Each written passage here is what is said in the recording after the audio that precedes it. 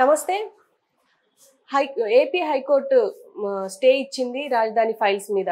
So ఆ రాజధాని files కి మధ్య ఇష్యూ ఏంటి? పైగా వ్యూహం కూడా ఆపేశారు. మళ్ళీ నెక్స్ట్ రిలీజ్ అవ్వబోతోంది. కానీ ఈ సినిమాలకి స్టే రావడం ఎందుకు అనేది మనకు వివరించడానికి మనతో పాటు సీనియర్ జర్నలిస్ట్ జగదేవ్ గారు ఉన్నారు. ఆయన తెలుసుకుందాం. నమస్తే సార్. నమస్తే సార్. ఇప్పుడు రాజధాని ఫైల్స్ ఇప్పుడు ఆపేశారు ఇవాళ. దాని గురించి పెద్ద ఇష్యూ నడుస్తుంది. అంటే టికెట్లు కొన్న తర్వాత కూడా బయటికి వెళ్ళగొట్టేస్తున్నారు అని చెప్పేసి. అంతకుముందు వ్యూహం కూడా ఆపేశారు రిలీజ్ కాకముందే. సో ఈ ఇష్యూని ఎలా చూడొచ్చు అంటారు? ఎవరి వాదం వాళ్ళది కదా. ఎందుకంటే వ్యూహం అనేది జగన్మోహన్ రెడ్డి గారి కోసం ఎలక్షన్ ముందు ఆయనకి మీద ఫెయిత్ పెరగడం కోసం, ఒక సానుభూతి వర్కౌట్ అవ్వడం చేయడం కోసం రామ్ గోపాల్ వర్మ గారు అనుకున్నారు. కానీ బట్ చాలామంది విశ్లేషకుల అభిప్రాయం ఏంటంటే అది తాడేపల్లి ప్యాలెస్ నుంచి వచ్చిన స్క్రిప్ట్ అని. ఇటువైపు ఈ రాజధాని ఫైల్స్ ఏంటంటే రాజధాని రైతులు గడిచిన 5 ఏళ్ళగా 2019 నుంచి కూడా రాజధానిని కోల్పోయి అసలు భూములు అప్పజెప్పి దానికోసం ఎంతో కొంత ప్రభుత్వం దగ్గర కొంత అమౌంట్ తీసుకొని తర్వాత అవి డెవలప్ అయిన తర్వాత లేదా ప్రభుత్వంలో ఒక ఉద్యోగమో లేదంటే లీజ్ లాగా వాడు మెల్లమెల్లగా రికవర్ చేసుకునేలాగా ల్యాండ్ పుల్లింగ్ చేశారు. అసలు యాక్చువల్గా హయ్యెస్ట్ ల్యాండ్ ఎక్విజిషన్ జరిగింది అమరావతిలోనంట, వరల్డ్లోనే హయ్యెస్ట్ అర్బన్ ఏరియా. అది ఎట్లా అంటే మనకు ఒక సందర్భంలో కేటీఆర్ గారు కూడా చెప్పారు. సో అట్లా మొత్తానికి రైతులను ఒప్పించారో, అక్కడ భూస్వాములను ఒప్పించారో, లేదంటే ఆ భూమి హక్కుదారులు ఎవరైతే ఉన్నారో వాళ్ళకు ఒప్పించి మొత్తానికి అంతా సెట్ చేశారు. 2019లో వైసీపీ ప్రభుత్వం వచ్చిన తర్వాత దాన్ని 3 రాజధానులుగా కింద అనే అంశం లేవనెత్తుకొని దీన్ని ఇంకా గాలికి వదిలేయడం జరిగింది. సరే పాపం అక్కడ ఉన్న రైతులు చాలామంది ఎంత సఫర్ అయ్యారంటే కొంతమంది ట్రాక్టర్లు కొనుక్కున్నారు, కొంతమంది బుల్డోజర్లు కొనుక్కున్నారు, కొంతమంది ప్రొక్లైనర్లు కొనుక్కున్నారు. అంటే రేపొద్దున రాజధాని ఇక్కడ ఎస్టాబ్లిష్ అయితే డెవలప్ అయితే, అసలు డెవలప్ అంటే ఫస్ట్ నథింగ్ బట్ ఇన్ఫ్రాస్ట్రక్చర్ కదా, బిల్డింగ్స్ అవి ఇవి దానికి సంబంధించిన ఆఫీసులు ప్రతిదీ ఎన్ని ఇప్పుడు సెక్రటేరియట్ నుంచి ప్రతి చిన్న చిన్న ఆఫీసుల వరకు కూడా అన్ని ఎస్టాబ్లిష్ అవుతాయి. అయినప్పుడు దాని చుట్టూ మరికొన్ని సంస్థలు, కంపెనీలు, లేదంటే చిన్న చితక వ్యాపారులు, కుటీర పరిశ్రమలు, ఇండస్ట్రీస్ అన్నీ ఎస్టాబ్లిష్ అయినప్పుడు అన్నిటికీ మూలం కన్స్ట్రక్షనే కాబట్టి సరే కన్స్ట్రక్షన్ వేలో వెళ్తే ఇసుకని మట్టిని అన్నీ తీసుకెళ్ళడానికి ట్రాక్టర్లు గాను, లేదంటే కొన్ని తవ్వడాలు తీయడానికి బుల్డోజర్లు, తవ్వి తీసి మట్టిని వేయడానికి ప్రొక్లైనర్లు, ఇలాగా ఎవరికి వాళ్ళు అప్పు చేసి కొంతమంది బ్యాంక్ లోన్లకి వెళ్ళి కూడా పెట్టుకున్నారు. సో వాళ్ళందరూ ఒక్కసారిగా మొండి చేయి చూపించినట్టు అయిపోయారు. పోనీ అలా అని వైజాగ్ చేశారంటే అది లేదు. వైజాగ్ క్యాపిటల్ ప్రకటించారు తప్ప ఏమీ లేదు. ఒక గుండు కొట్టించి వదిలేసినట్టుగా అయిపోయింది అది ఋషికొండ దేవది, అదంతే. సో ఇట్లాంటి సాధక బాధలు చాలా ఉన్నాయి వాళ్ళకి. చాలా అంటే ఆల్మోస్ట్ ఆల్ రోడ్డును పడ్డట్టు అయింది. ప్రభుత్వం భూమి తిరిగి వెనక్కి ఇవ్వడానికి వాళ్ళకి ప్రాసెస్ చేయలేదు, అలాగని పూర్తి స్థాయిలో డెవలప్ చేయలేదు, అలా అని వాళ్ళ భూమి ఇచ్చినందుకు కూడా దానికి క్లియర్ కట్గా చేసేసి అమౌంట్ ఒకేసారి సెటిల్ చేసేదానికి కూడా టీడీపీ ప్రభుత్వం కూడా చేయలేదు. అంటే వాళ్ళు ముందే ఒప్పందం చెప్పారు, ఇంత ల్యాండ్ ఎక్విజిషన్ మీద మెల్లమెల్లగా చేస్తాము, అన్నిటికీ మీకు అనుకూలంగా చేస్తాము, దానికి రైతులు అంగీకరించే ఇచ్చారు, దాని మీద పత్రాలు కూడా రాసుకున్నారు. బట్ వీళ్ళు ప్రభుత్వం వచ్చింది కాబట్టి ఇవన్నీ గాలికి వదిలేశారు. సో ఈ మొత్తం మొత్తం అంశాల మీద ఎలివేట్ చేస్తూ ఆ రాజధాని ఫైల్స్ అనే సినిమా తీశారు. సో అయితే ఈ గడిచిన 5 ఏళ్లలో వీళ్ళు పాదయాత్రగా తిరుపతి వరకు వెళ్ళారు, ఇటు శ్రీకాకుళం నుంచి అటు చిత్తూరు వరకు కూడా పాదయాత్రగా వెళ్ళడం, నిరసన తెలియజేయడము, ఆ తర్వాత తాడేపల్లి ప్యాలెస్ ముట్టడని, సెక్రటేరియట్ ముట్టడని, చాలా అమరావతి వైపు ధర్నాలు చేయడము చాలా చేశారు. దానికి ఆడ మగ అనే భేదం లేకుండా అమరావతి రాజధాని భూములు వ్యవహారం ఎవరైతే ఉన్నారో ఆ బాధితులు వాళ్ళందరూ కూడా సఫర్ అయిన ప్రతి ఒక్కరూ చిన్న పిల్లల నుంచి పెద్దవాళ్ళ వరకు కూడా అందరూ రోడ్డు ఎక్కి చేశారు. బట్ ఆ ఆవేదన ప్రభుత్వం తలకెక్కించుకోలేదు, ఎవరూ పట్టించుకోలేదు, కేంద్రం స్థాయిలో కూడా ఎవరూ మాట్లాడలేదు. పోనీ అలాగనే రాజధాని కాదు అని చెప్పడానికి లేదు, ఊరికే డైవర్ట్ చేశారు 3 రాజధానులని. మిగతా ఒక్కరు కూడా డెవలప్ చేశారా? వాళ్ళ కడుపు మంట అంత అదే. పోనీ మిగతా రాజధాని పోనీ చేశారా? లేదు. పోనీ అలాగని ఇప్పుడు ఇది రాజధాని కానప్పుడు ఆయన ఎందుకు ఇక్కడ మరి మకాం వేసుకొని ఉండాలి అనేది ఒక కేవలం మా కడుపు కొట్టడానికే, మమ్మల్ని ఇబ్బంది పెట్టడానికే, అది కాకుండా పర్టికులర్గా ఒక సామాజిక వర్గానికి దెబ్బతీయడానికి అందరినీ కూడా అక్కడ రైతులందరినీ కూడా ఇబ్బంది పెడుతున్నారు అనేది అక్కడ అమరావతి రైతుల ఆందోళన. దాన్ని ప్రభుత్వం వాళ్ళని అణిచివేసేయాలని చూసిందే తప్ప, పెడచెవును పెట్టిందే తప్ప, వాళ్ళని సాధక బాధలు వినాలని కానీ, చర్చలు పిలుద్దామని కానీ, లేదా కూర్చొని సెటిల్ చేద్దామని కానీ అనుకోలేదు. ఎవరేం చేస్తారో చూద్దాంలే అన్నట్టుగానే బిహేవ్ చేశారు తప్ప అలాగే గడిపేశారు. 5 ఏళ్ళు అయిపోయింది.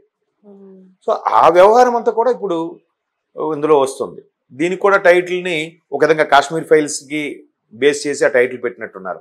కాశ్మీర్ ఫైల్స్ విషయంలో కూడా అక్కడ పండిట్స్ని ఎలా ఓచుకోత కోసారు, ఆ పాక్ ఆక్రమిత కాశ్మీర్ అనేది ఎలాగా అయింది, ఇలాంటి వాటి వల్ల అయింది, ప్రభుత్వం యొక్క వైఫల్యాల వల్ల, అప్పుడున్న కేంద్ర ప్రభుత్వం వైఫల్యాల వల్ల రకరకాలుగా వాళ్ళు ఎంత దారుణంగా బిహేవ్ చేశారు అన్నట్టుగా చూపించారు. దాన్ని బేస్ చేసుకొని ఇప్పుడు మళ్ళీ రజాకార్ ఫైల్స్ కూడా వస్తుంది. వీళ్ళు ఎంత దారుణంగా సేమ్ దాన్ని బేస్ చేసుకుని ఇప్పుడు రాజధాని ఫైల్స్ చేశారు. అయితే ఇక్కడ ఏంటంటే ప్రభుత్వం చర్యల మీద యాంటీగా వెళ్తుంది కాబట్టి ఖచ్చితంగా ప్రభుత్వం వైపు ఎవరో ఒకరు దాని మీద కేసు వేస్తారని ఎక్స్పెక్ట్ చేసాం. అట్లాగే జరిగింది. సో మీరు అన్నట్టు ముందు రోజు ఎప్పుడు స్టే వచ్చి ఉంటే ఇంక ప్రాబ్లం వచ్చేది కాదేమో. థియేటర్లోకి వెళ్ళి కూర్చున్నాక స్టే చేసి అందరినీ మళ్ళీ థియేటర్ ఖాళీ చేసి పంపించడం అనేది నాకు తెలిసి ఫస్ట్ టైం అనుకుంటా. అట్లా మరీ ప్రొజెక్టర్ ఆన్ అవుతాయని టైంకి ఆపేయడం అనేది జరగలేదు. మళ్ళీ తర్వాత చూసిస్తారేమో. హైకోర్టు కూడా ముందు ఒకసారి ఎందుకులే సమస్యలు కొని తెచ్చుకోవడం, ఇష్యూస్ అవ్వచ్చనే ఉద్దేశంలో, లేదంటే లా అండ్ ఆర్డర్ కంట్రోల్ తప్పుతుందనే ఉద్దేశంలో ఏదో అయ్యుండొచ్చు. ఖచ్చితంగా ప్రభుత్వం వైపు ఎవరైతే వాళ్ళు పెట్టారో ప్రభుత్వం తరపున వాళ్ళు ఇవే రీజన్స్ పెడతారు. ఇట్లా ఉన్నప్పుడు సమస్యను మళ్ళీ రెచ్చగొట్టే విధంగా సినిమాలు ఇలా ఉంటే ఇబ్బంది కలుగుతుంది కదా అనే ఉద్దేశంతో అట్లా అపీల్ చేసి ఉంటారు. సో అందుకే హైకోర్టు స్టే ఇచ్చి ఉంటుంది. వ్యూహం కూడా ముందు అలాగే స్టే ఇచ్చింది. బట్ రేపు 23 ఎప్పుడు రిలీజ్ అంటున్నారు కదా. సో దీనికి కూడా ఈ నెల ఫిబ్రవరి 23. దీనికి కూడా ముందు కట్టడి చేసింది. తర్వాత ఏం చేస్తారో తెలియదు. ఈలోగా ఎలక్షన్ నోటిఫికేషన్ రిలీజ్ అవ్వకపోతే మళ్ళీ దీనికి ఇంకో వాయిదాలోకి వెళ్ళి రిలీజ్ చేసుకోవచ్చేమో. కానీ ఒకవేళ ఎలక్షన్ కూడా అమల్లోకి వస్తే మాత్రం రిలీజ్ అయ్యే ఛాన్సెస్ తక్కువ. వ్యూహం తర్వాత శపథం కూడా ఏదో వస్తుంది అంటున్నారు మళ్ళీ. అంటే ప్రభుత్వం తరపున సినిమాలు యాత్ర 2, వ్యూహము, తర్వాత ఇప్పుడు ఏదో శపథం కూడా ఏదో ఉందంట. బట్ ప్రతిపక్షాల తరపున చూస్తే ఇది ప్రతిపక్షాల తరపున కాదు, నిజంగా ఆ అమరావతి రైతుల ఆవేదనకు సంబంధించిందే. అది జనరలైజ్ చేసిన థింగ్. బట్ అది ఎట్లాగూ ప్రతిపక్షంలో ఉన్న వాళ్ళకి ఆపాదించేస్తారు ఆటోమేటిక్గా. అలా ఆపాదించి స్టే చేసే ఛాన్సెస్ ఉంటాయి. మళ్ళీ నెక్స్ట్ వాయిదాలకు వస్తే మీరు అన్నట్టు వ్యూహంకి ఎలాగైతే ఛాన్స్ ఇచ్చారో దీనికి కూడా ఇస్తారేమో చూడాలి. మరి అది ఎంతవరకు వెళ్తుందో చెప్పలేం. అంటే దానికి కారణం కూడా జగన్ని కించపరిచేలాగా, క్రూరులాగా చూపించారు అని చెప్పేసి అన్నారు. మేబీ అంటే ట్రైలర్ చూశాను కానీ పూర్తి స్థాయిలో సినిమాలో ఎట్లా చూపించారు అనేది మనకు తెలియదు. ఇప్పుడు చెప్పాను కదా, రజాకార్ ఫైల్స్ కానీ కాశ్మీర్ ఫైల్స్ కానీ ఏవైనా కూడా ఆ పర్టికులర్ వర్గం ఎలా బిహేవ్ చేసింది అన్న దాని మీద చూపిస్తారు. అది వాస్తవాలు అయినా కూడా రియలిస్టిక్ లైఫ్లోకి వచ్చేసరికి ఎవరికి వాళ్ళంటే ఒప్పుకోరుగా, ఈగో హర్ట్ అవుతాయి. వీళ్ళు ఎంతమందినైనా అని వచ్చి కానీ వీళ్ళని ఎవరినంటే మాత్రం ఫీల్ అయిపోతారు.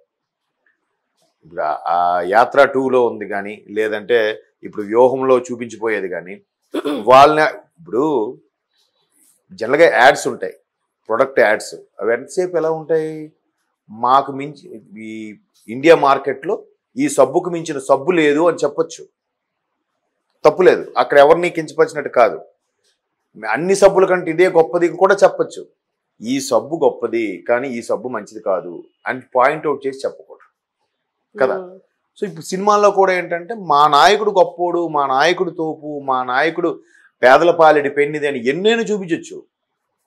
కానీ పక్కోడిని క్రిటిసైజ్ చేస్తూ, పక్కోడిని డీగ్రేడ్ చేస్తూ, పక్కోడిని అవమానకరంగా చూపిస్తూ వీళ్ళని ఎలివేట్ చేయడం అనేది ఫ్యాషన్ అయిపోయింది.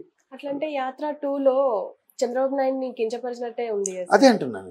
మరి అలాంటి కించపరిచే ఉన్నప్పుడు మరి రిలీజ్ అయ్యేప్పుడు మరి ఇది కూడా రిలీజ్ అవుతుంది, తప్పేముంది? పైగా అక్కడ పాత్రలు ఎలా ఉన్నాయంటే ప్రతిపక్షం అధికార పక్షం క్లియర్గా పాత్రలు ఉన్నాయి. కానీ ఇక్కడ ఏంటి, కేవలం ఒక ప్రభుత్వం మీద ప్రజలందరూ కలిసి కూడా పోరాటం చేస్తున్నట్టు వచ్చిన సినిమా ఇది. అక్కడంటే పర్టికులర్గా ఒక పాత్రకి కించపరిచిలాగా ఉంటుంది. ఇక్కడ ప్రభుత్వం ఎవరుంటే వాళ్ళు.